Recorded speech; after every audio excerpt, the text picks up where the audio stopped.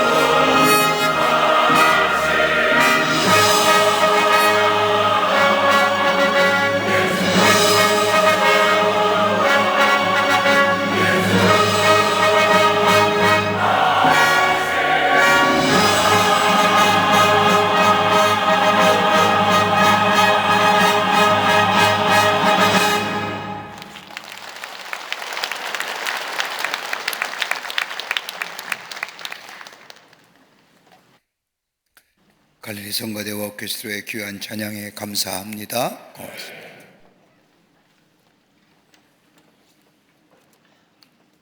이 시대에 사는 현대인들의 삶의 모습을 보면 무엇인가에 늘 목말라 합니다.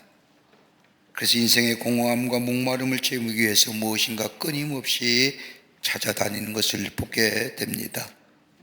어떤 사람은 삶의 공허함과 목마름을 채워보기 위해서 물질을 따라다니기도 하고, 어떤 사람은 권력을 찾아다니기도 하며, 어떤 사람들은 오락이나 그 밖의 것들을 통해서 자신의 공허함과 목마름을 채우려고 하지만은 세상의 그 어떤 것도 영원하거나 완전한 만족감을 주는 것을 경험하지 못합니다. 굳이 우리의 영혼을 구분하여 나누어 본다면 두 가지의 모습으로 구분할 수 있을 겁니다. 하나는 공허한 영혼입니다. 무엇인가 열심히 쫓아다니고 추구하지만 안식을 누리지 못하는 영혼, 그러기에 이것을 저것을 계속해서 쫓아다니는 사람의 모습, 공허한 영혼의 모습이라고 할 것입니다. 또 하나 있다고 한다면 메마른 영혼입니다. 참된 기쁨을 맛본 적이 있습니다. 그런데 지금은 잊어버렸습니다. 무엇인지는 알고 있습니다. 알면서도 그것을 지키지 못하고 계속해서 갈증을 느끼며 사는 영혼, 메마른 영혼입니다. 오늘 본문의 말씀은 한 변화하기를 원하지만 기회를 붙잡지 못하여 영원한 생명을 누리지 못한 한 청년을 우리에게 소개해 주고 있습니다. 한 청년이 예수님을 찾아오므로 오늘 본문의 말씀이 시작이 됩니다. 이 청년은 관원이라고 적혀져 있습니다. 관원이라고 해서 헬라어로 아르콘이라고 얘기하는데, 이 말은 단순히 정치적인 인물을 가리키는 것이 아니라 관원이라는 호칭은 좀 포괄적인 의미로서의, 쉽게 말하자면 시대에, 그 당시에 무사람들에게 우러러보는 지도급에 있는 사람을 가리켜서 아르콘, 관원이라 이야기합니다. 그런데 이 청년의 고민이 하나 있었습니다. 부자 청년이 가지고 있는 고민은 일반 사람들이 가지고 있는 고민과 차원이 다른 고민입니다. 무엇을 먹을까? 배가 고프고 아니고 부가의 고민이 아닙니다. 집이 없어서의 고민이 아닙니다. 그렇다고 직업이 없거나 몸에 병든 것도 아닙니다. 오늘 성경 말씀을 보면 부자 청년이라고 했고, 앞뒤의 문맥을 살펴보면 아마도 이 부자 청년은 건장하고 그리고 건강한 신체를 가진 지도급에 있던 청년이 예수님을 찾아와서, 선생님이요, 내가 무엇을 하여야 영생을 얻을 수 있습니까? 다른 질문으로 이 청년의 질문을 다르게 해석한다고 한다면, 내가 어떤 선한 일, 즉 행함을 하여야만이 내가 영원한 삶을 얻을 수 있습니까? 이러한 질문을 받으신 예수님께서 이 청년을 향하여 말씀하십니다. 내가 계명을 다 지켰느냐? 이 물음에 청년이 말합니다. 마치 기다렸듯이, 예, 제가 어려서부터 다 지켰습니다. 예수님이 말씀하신 간음하지 말라, 살인하지 말라, 도둑질하지 말라, 거짓 증거하지 말라, 내 부모를 공경하라, 이거 다 어려서부터 지켜왔습니다. 그래서 예수님께서 이 청년에게 말씀하시기를, 오늘 본문의 말씀이면 내가 한 가지 부족한 것이 있구나. 내게 있는 것을 다 팔아 가난한 사람에게 나누어 주라. 그리하면 하늘에서의 보화가 내게 있으리라. 그리고 와서 나를 쫓으라라고 말씀합니다. 이 말 들은 부자 청년이 예수님의 말씀에 심히 근심하여 돌아갔다고 오늘 본문의 말씀은 기록하고 있습니다. 그리스도의 삶에 있어서, 예수 믿는 사람의 삶에 있어서 변하지 않는 진리가 두 가지 있습니다. 하나는 뭐냐? 구원받았다는 것이요. 믿습니까? 구원받았다는 것이요. 또 하나, 우리에게 영원한 삶이 있다는 겁니다. 이건 불면의 진리입니다. 우리에게 구원받은 삶, 구원은 천재적의 의미로서의 하나님이 주신 은혜라고 한다면, 영생은 우리에게 다가올 미래적의 하나님의 약속이신 하나님의 은혜의 선물입니다. 여러분, 영생이라는 것, 우리가 예수를 믿게 하면 우리에게 주시는 은혜의 선물입니다. 영원한 삶은 우리가 무엇을 해야만이 얻어지는 것이 아니라, 행위로 우리가 영원한 삶을 소유하는 것이 아니라 하나님이 우리에게 거저 베푸신 하나님의 사랑의 선물입니다. 그러기 예수를 믿기만 하면 우리가 현재적으로 구원을 얻습니다. 우리의 영혼이 구원을 받고, 우리의 마음과 우리의 심령과 우리의 정신이 구원받고, 더 나아가 우리의 육체가 새로워지는 역사를 경험합니다. 더불어서 우리 안에 생명, 영원한 생명이 있어지게 됩니다. 이 영생은, 이 영원한 삶은 doing의 문제가 아니라 being의 문제입니다. 더 나아가 무엇을 해야만 우리에게 영생이 얻어지는 토두의 문제가 아니라 우리가 어떤 존재가 되는 토비의 문제입니다. 오늘 예수님께서 나온 이 부자 청년은 인간의 영원한 숙제인 영생에 관한 문제를 해결하려고 예수님께 찾아왔지만은 이 청년은 영생의 문제를 행함, doing의 문제로 생각하기에 이 문제를 해결하지 못하고 쓸쓸히 돌아섰다는 겁니다. 여러분, 우리 안에 이 영생의 문제, 죽음의 문제를 해결하지 않고는 이 땅에 살면서 담대하게 살 수 있을까요? 많은 사람들이 예수를 믿으면 생각하는 것이 있습니다.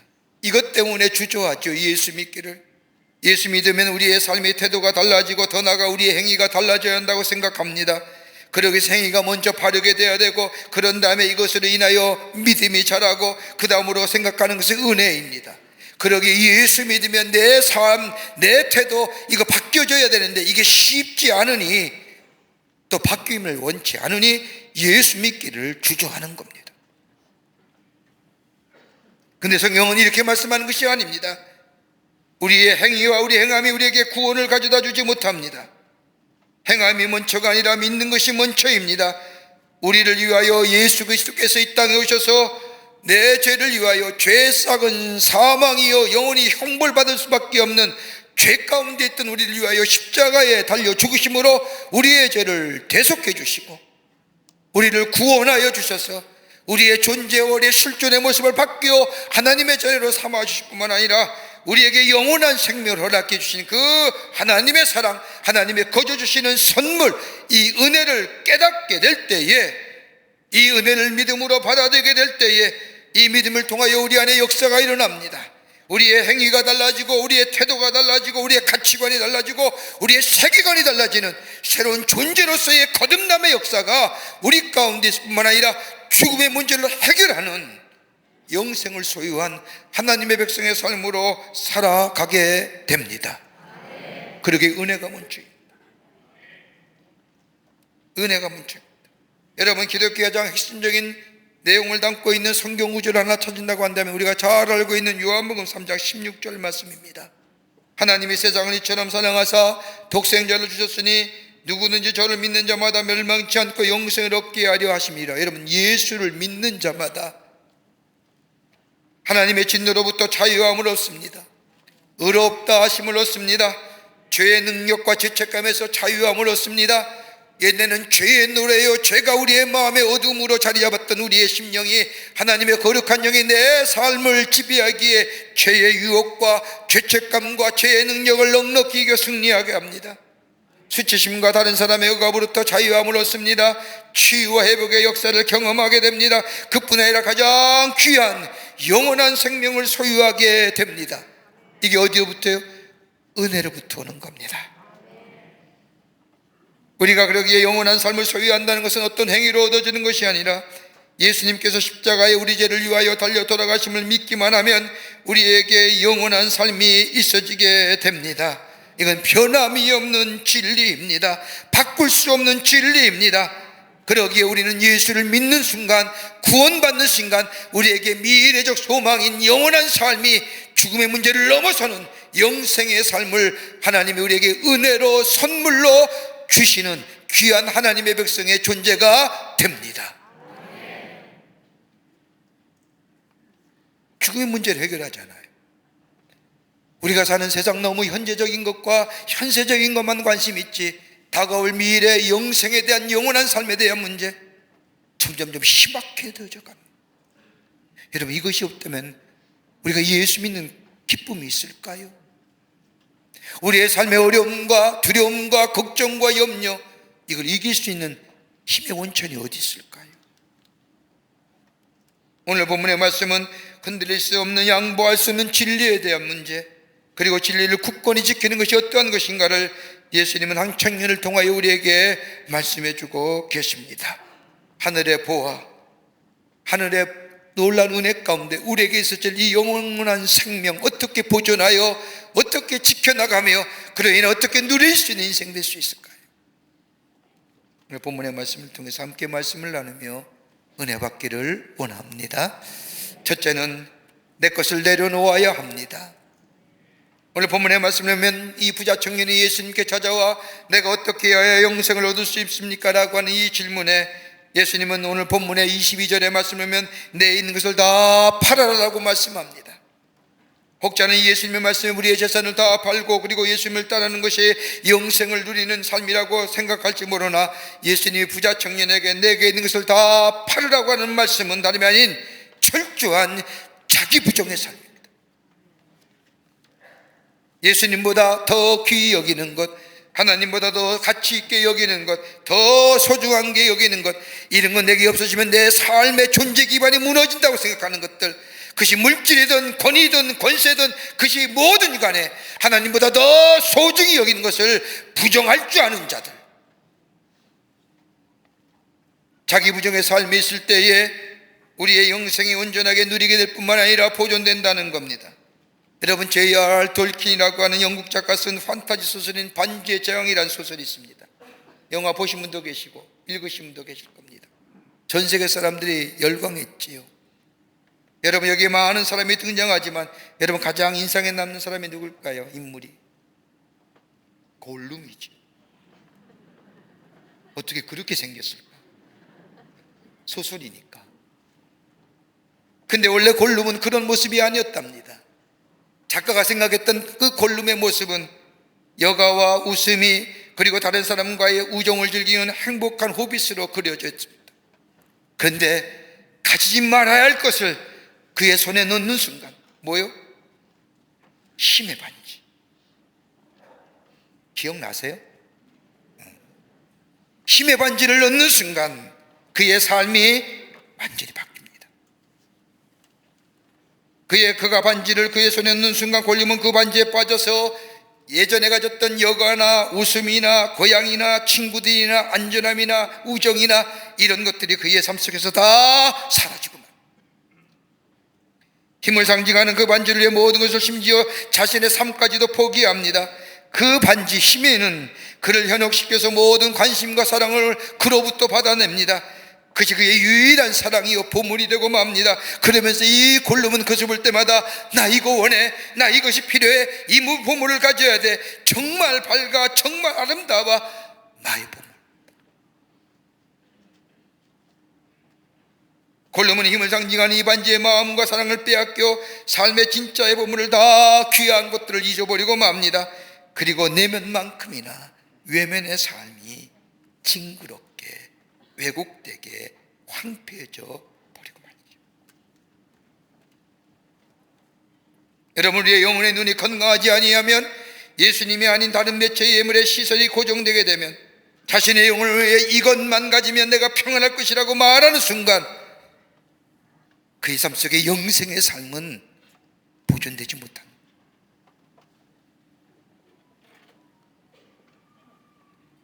예수님께서 자기를 따르는 사람들에게 마태복음 16장 24절의 말씀을 보면 누구든지 나를 따라오려거든 자기를 부인하고 자기 십자가를 지고 나를 따르라고 말씀합니다. 여러분, 자기 부인하는 게 그리스도인이 되는 전제 조건입니다. 여러분, 자기 부인이 뭘까요? 내 욕심, 내 욕망, 내 주장, 내가 기댔던 것을, 이것은 내 삶이야, 이것 없으면 안 돼, 이거 없으면 나의 삶이 무너지는 것들이야, 이것들이 전체적으로 부정될 때만이 그리스도인이요 예수의 제자가 될 수 있다는 겁니다. 그 자기 존재의 기반, 자기 부정의 빈자리에 예수의 마음을 채우라는 겁니다. 여러분, 침팬지와 원숭이의 영장을 연구했던 리차드 리키 박사는, 이 사람은 케냐에 10여 년 동안 있으면서 인간 가장 흡사하다고 하는 게놈 구조가 가장 흡사하다고 하는 침팬지를 연구했답니다. 근데 그는 침팬지를 연구하면서 인간과 침팬지를 연구하면 연구할수록 분명한 차이가 있는데, 그저 침팬지의 세계는 너그러운 태도, 남을 긍휼히 여기는 태도, 더 큰 가치를 위하여 자기를 부인할 수 있는 태도는 전혀 발견할 수 없다. 인간과 저 영장류라고 얘기하는 가장 지혜가 머리가 똑똑하다라고 하는 저 침팬지, 자기 부인이 없다는 거예요. 여러분, 인간의 특징이 뭘까요? 인간됨의 특징이 뭘까요? 자기를 부인하고 잘못된 모습을 돌이키는 것은 나보다 더 큰 가치가 발견됐을 때 내 것을 포기할 줄 아는 마음.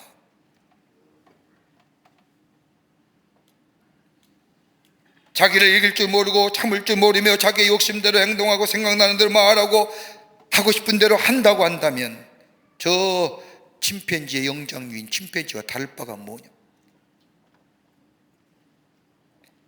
요한복음 12장 24절의 말씀을 보면 미랄 하나가 땅에 떨어져 죽지 아니하면 하늘 그대로 있고 죽으면 많은 열매를 맺니라고 하는 말씀. 여러분, 죽는다는 게 어떤 걸까요? 내가 죽는 거예요. 여러분, 우리가 흔히들 잘 말하잖아요. 내가 죽어야지, 내가 죽어야지. 죽는다는 게 어떤 의미일까요? 내 성격이, 내 단점이, 내 잘못됨이, 내 고집이, 내 아집이, 내가 의지하는 내 존재의 기반이었던 것들이, 그럴 때에 비로소 충만한 은혜와 만족을 소유하게 됩니다.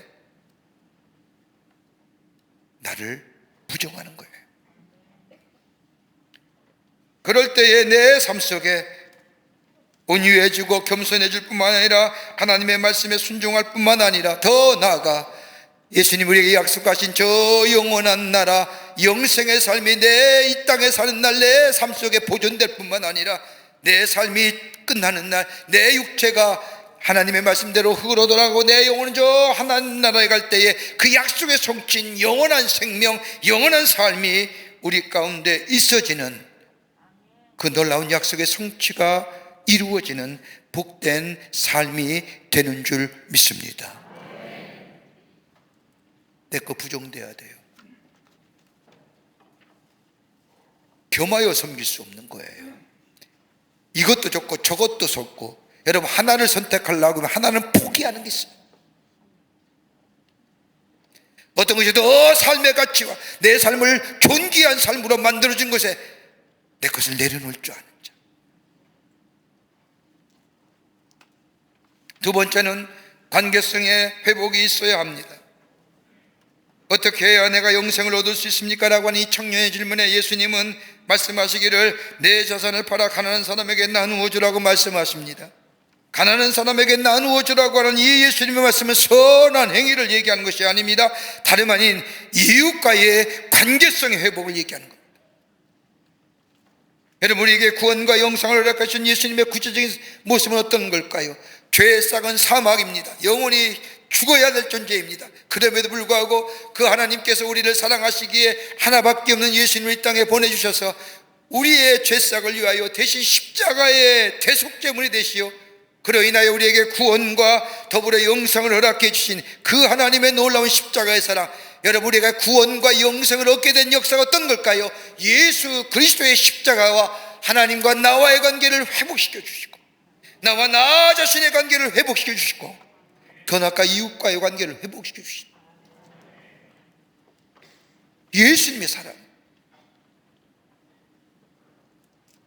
그러게 마태복음 22장 37과 39절의 말씀을 보면 하나님을 사랑하기를 내 마음을 다하고 목숨을 다하고 뜻을 다하여 너희 하나님을 사랑하고 그리고 내 이웃을 내 몸과 같이 사랑하라. 하나님과의 관계가 먼저이며 더 나아가 내와 나 자신의 관계, 그러고 이웃과의 관계, 내가 거저받은 하나님의 사랑, 내가 특별한 공로와 내가 특별한 것이 있어서 주신 하나님의 사랑이 아니라 거저 베풀어 주신 사랑, 거저 받았으니 거저 다른 사람에게 주는 사랑, 관계의 회복을 얘기하는. 여러분, 하나님이 우리에게 주신 가장 큰 축복이 뭘까요? 한번 생각해 보십시오. 어떤 것이 가장 큰 축복일까요? 관계입니다. 아닐까요? 아내와 남편의 관계, 부모와 자식의 관계, 친구와의 관계. 여러분, 이 관계만큼은 우리에게 기쁨과 행복과 만족을 주는 게 어디 있어요? 관계가 단절되는 순간 어때요? 고독해요. 외로워요. 미국의 카네기 공과대학에서 실패한 1만 명의 사람을 뽑아서 왜 실패했을까? 왜 저들이 실패한 인생이 됐을까? 실패한 이유가 어디에 있을까라고 대하여 조사에 연구했답니다. 가만히 조사해 보니까 이들 가운데 실패한 사람 가운데 85%가 관계성의 실패라. 그게 인간관계든 그게 물질과의 관계든. 나머지 15%는 재정이 없다 쏘거나 자식이 없거나 주변의 환경이 열악하거나 이것이 실패가 이유가 되지 85%는 관계성의 실패라는 겁니다. 여러분, 관계가 꼭 인간관계에만 있는 걸까요? 물건과 자연과 사람과 사람의 관계를 넘어서서 나와 모든 것이 연관되어 살아가는 삶이 되고 다 관계지 않습니까? 너희 재산을 가난한 자에게 팔아 가난한 자에게 주라고 하는 말씀은 이웃과의 관계성을 회복하라는 겁니다. 다름 아닌 거저받은 사랑, 거저 사랑으로 나누어 주라는 겁니다. 그것이 어떤 모습이든지 이웃과 화목의 관계를 이루어 나아가는 삶이 될 때에 이 땅의 영생을 보존하는 삶이요 다가올 영생을 누리는 삶이라고. 그러기에 성경은 우리를 화목케 하는 직책을 주셨다잖아요. 하나님 위에 거저받은 십자가의 사랑, 그것을 당하여 다른 사람과 그 사랑을 나누며 어떤 모습이든지 그것이 섬김이든지 나눔이든지 온유라든지 겸손하든지 다른 사람의 관계 속에서 예수 그리스도의 사랑을 통하여 관계가 회복되는 역사. 요한복음 13장 34절부터 35절의 말씀을 보면 새 계명을 주노니 너희는 서로 사랑하라. 내가 너희를 사랑한 것 같이 서로 사랑하라. 너희가 서로 사랑하면 이로써 모든 사람이 내 제자인 줄 알리라고 하는 말씀처럼 대가를 바라고 내가 이만큼 했으니 이만큼 돌아올 것을 기대하며 하는 것이 아니라 내가 받은 것 거저 주며 거저 사랑을 베풀며 서로 섬기며 서로 보다듬어 주며 관계가 회복되는 화목의 관계를 이루어 나아가는 삶 속이 바로 이 땅에서 영생을 보존하는 삶이요 영생을 누리는 하나님의 백성의 삶이 되는 줄 믿습니다. 끝으로 예수만 바라보며 나아가라는 겁니다. 예수만 바라보며 어떻게 해야 내가 영생을 얻을 수 있을까라고 하는 이 부자 청년의 질문에 내가 있는 것을 다 팔아 가난한 사람에게 나누어 주고 그리하면 하늘에서 보화가 내게 있으리라. 그리고 와서 나를 쫓으라. 나를 쫓으라는 말씀, 예수를 바라보며 나아가는 삶이 굳건한 영생을 보존하는 길이요 장차 그 약속의 성취가 이루어지는 삶이라는 겁니다. 여러분, 예수님께서 제자들을 부르실 때의 장면을 보면 예수님은 별도로 보장하지 않으십니다. 보셨어요? 보장하신 것? 그리고 오늘 성경 말씀도 가만히 뒤에 나오는 여기에 말씀에 28절 29절의 말씀을 보면 예수님께서 이야기하실 때 베드로가 얘기하지 않습니까? 내가 다 버리고 예수님을 따랐는데 내게 있어질 것이 무엇입니까? 예수님 한 번도 제자들을 부르실 때 네가 나를 따라오면 내가 이렇게 보장하겠다, 내가 이렇게 해주겠다 얘기하죠. 그저 나를 따라오너라, 나를 따르라. 여러분, 이 말씀은 웬만한 자신이 없으면 할 수 있는 말씀이 아닙니다. 여기서 나를 따라오라고 말하는 헬라어로 아카루디오라고 말하는데 같이 길을 가는 겁니다. 같이 길을 가자 이 얘기입니다.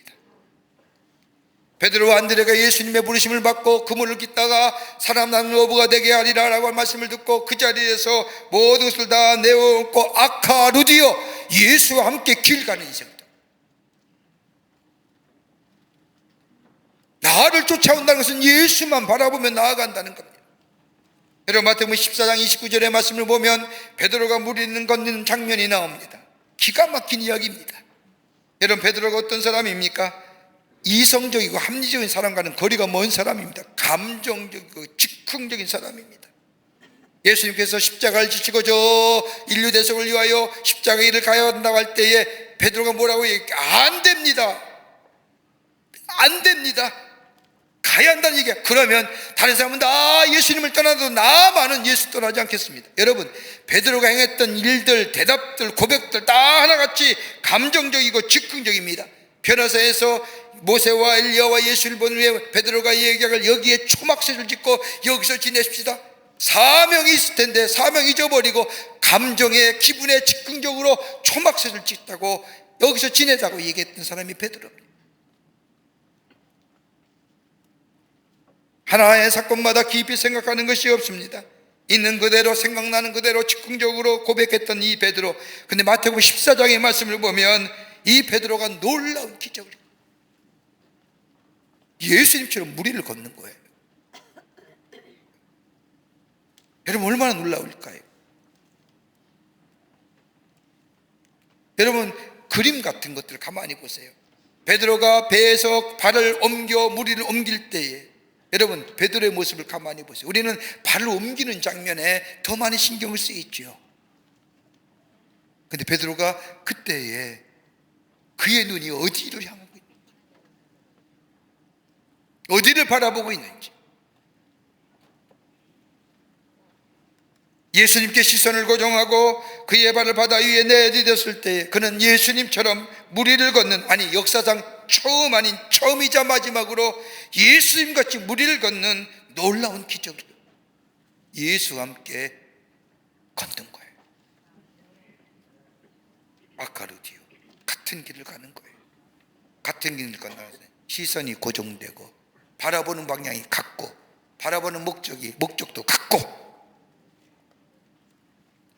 여러분 예수님을 아는 것은 쉬운 일입니다. 예수님을 생각하는 것도 어렵지 않습니다. 그러나 예수를 바라보면 내 삶에 내를 의지했던 나의 존재 기반을 내려놓고 예수님을 의지하며 모든 것을 예수님께 위임하며 따라 나선다는 것은 쉬운 일이 아닙니다. 예수님 이때는 어떻게 하셨을까? 예수님이 이럴 때는 뭐라고 말씀하셨을까? 예수님이 이럴 때는 어떻게 행하셨을까? 이게 같이 걷는 거예요. 여러분 우리가 믿음의 성숙함이라는 것, 성장함, 신비로움의 믿음의 체험들, 여러분 특별한 거 아니에요. 예수님을 늘 생각하며 예수님이 이때 뭐라고 말하셨을까? 예수님이 이때 뭐라고 생각하셨을까? 예수님 뭐라고 행동하셨을까? 예수님과 함께 길 가는 사람에게 신비로운 일들, 기적의 역사를 체험하고 경험한 뿐만 아니라 이 땅에 사는 사람 영생이 보존될 뿐만 아니라 하나님의 약속에 성긴 저 영생이 우리 가운데 영원한 삶을 누리는 복된 하나님의 백성의 삶을 살아가게 됩니다. 여러분 우리 가운데 있는 이 두려움들, 걱정과 염려들 어떻게 이길 수 있을까요? 어떻게 이길 수 있을까요? 소망이 있으면 이길 수 있는 거예요. 소망이 사라진 시대기에 절망의 시대가 자리 잡고 있는 거죠. 우리의 소망이 뭘까요? 영원한 삶, 저 하나님의 나라가 주께서 약속하신 것처럼 예수 믿어 구원받을 뿐만 아니라 우리에게 약속하시러 주신 저 영생의 삶 우리 가운데 있음을 우리가 믿고 이 땅에 살면서 이 영생을 보존하며 주의 말씀과 주님과 함께 걸어가는 인생이 될 때에 우리의 삶이 다 맞춰져 하나님 나라를 가는 그 영생을 소유하는, 여러분 이 소망이 우리 가운데 있기에 절망을 이기는 겁니다. 두려움을 이기는 겁니다.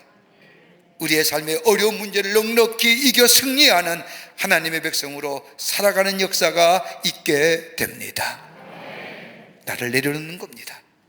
그리고 예수와 함께 걷는 겁니다. 그리고 주님이 우리를 사랑하듯이 다른 사람에게 그리스도인의 선한 영향력, 그리스도의 사랑을 베풀며 사는 화목의 역사를 이루어갈 때 이 땅에 사는 날 우리의 영생이 보존될 뿐만 아니라 저 하나님 나라에 그 영생이 성취되는 복된 하나님의 약속의 주인공으로 살아가는 아름다운 인생으로 우리의 걸음이 살아가게 될 줄 믿습니다. 이런 인생의 걸음을 걸어가시는 여러분과 저와 되시기를 주의 이름으로 축원합니다. 하나님 감사합니다. 영혼의 죄로 말미암아 죽을 수밖에 없는 저희들을 구원하여 주시고 하나님의 자녀로 삼으신 은혜에 감사를 드립니다. 구원받을 뿐만 아니라 영생을 소유한 삶으로 이 땅에 살면서 그 영생을 보존하며 영생을 누릴 기쁨으로 소망 가운데 살아가는 복된 존재의 삶으로 삼아주신 그 하나님 은혜에 감사하며 오늘 우리에게 주신 말씀처럼 언제나 주의 십자가 앞에서 나를 내려놓으며 주께서 우리를 사랑하신 것처럼 그 사랑받은 우리 다른 사람에게 그저 그 사랑을 베풀며 예수와 함께 걸어가는 삶 되게 하여 주셔서 그 약속의 성취를 누리며 우리의 심령의 기쁨이 충만한 삶으로 인도하여 주시옵소서. 성령이 도우실 줄 믿으며 예수님의 이름으로 기도하옵나이다. 아멘.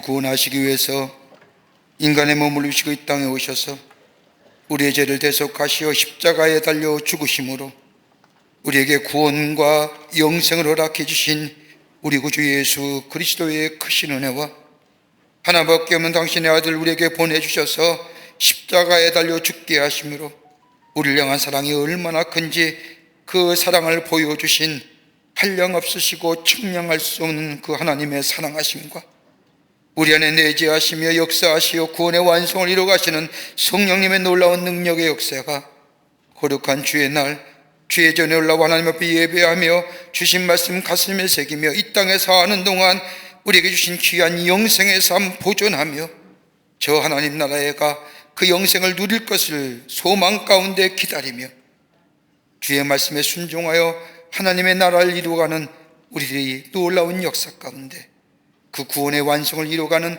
그 은혜 안에서 승리하는 삶으로 살기로 새롭게 다짐하고 저 세상을 향하여 나아가는 우리 모든 사랑하는 광림의 권속들 위해 영상을 통하여 이 예배에 참여한 이들 위해 주께서 지금으로부터 영원토록 함께 하시기를 간절히 축원하옵나이다. 아멘. 조시